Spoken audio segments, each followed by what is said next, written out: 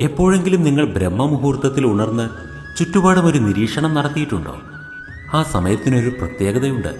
സൂര്യോദയം ഉണ്ടാകുവാൻ ഒരുങ്ങുകയാണ്, പ്രഭാതം സംഭവിക്കാൻ പോവുകയാണ്. എന്നാൽ ബ്രഹ്മമുഹൂർത്തത്തിന് തൊട്ടു മുമ്പുള്ള സമയം വളരെയധികം തീക്ഷ്ണമായ അന്ധകാരത്താൽ നിറഞ്ഞതായിരിക്കും. അഥവാ ബ്രഹ്മമുഹൂർത്തത്തെക്കുറിച്ചോ പ്രഭാതത്തെക്കുറിച്ചോ നിങ്ങൾക്കൊരറിവില്ലായിരുന്നുവെങ്കിൽ ആ അന്ധകാരം നിങ്ങളെ ഭയപ്പെടുത്തുന്നതായിരിക്കും.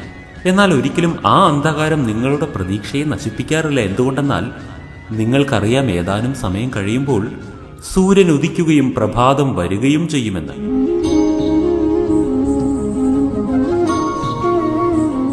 ജീവിതത്തിലും ഇതുപോലെ തന്നെയാണ്.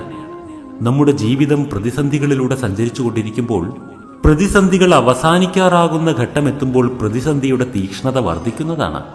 ആ സമയത്ത് നമ്മളിൽ പലരും നമ്മുടെ പ്രതീക്ഷ കൈവിടുകയും പരിശ്രമം അവസാനിപ്പിക്കുകയും എൻ്റെ ജീവിതം പ്രതിസന്ധികളിൽ നിന്നും കൂടുതൽ പ്രതിസന്ധികളിലേക്ക് പോയിക്കൊണ്ടിരിക്കുകയാണെന്ന് പറഞ്ഞ് വിലപിക്കുകയും ചെയ്യും.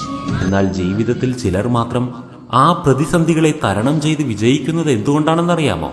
അവരുടെ ജീവിതത്തിൽ പ്രതിസന്ധികൾ കാഠിന്യം മുറുക്കുന്ന സമയത്ത് അവർ ഇത്തരത്തിലൊരു പ്രതീക്ഷ കൊണ്ടുവരുന്നു. അവർ ഇത്തരത്തിൽ ഒരു പ്രയത്നം ആരംഭിക്കുന്നു.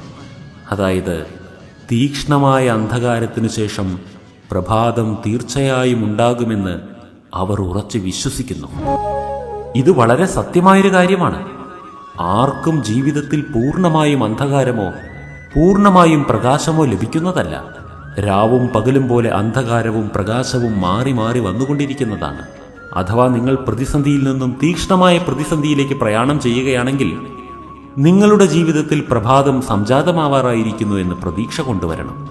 നിങ്ങളുടെ പ്രതീക്ഷയും നിങ്ങളുടെ പ്രയത്നവും നിങ്ങളുടെ ജീവിതത്തിലെ നന്മയുടെ സുപ്രഭാതത്തെ വരവേൽക്കുവാൻ തയ്യാറാകണം.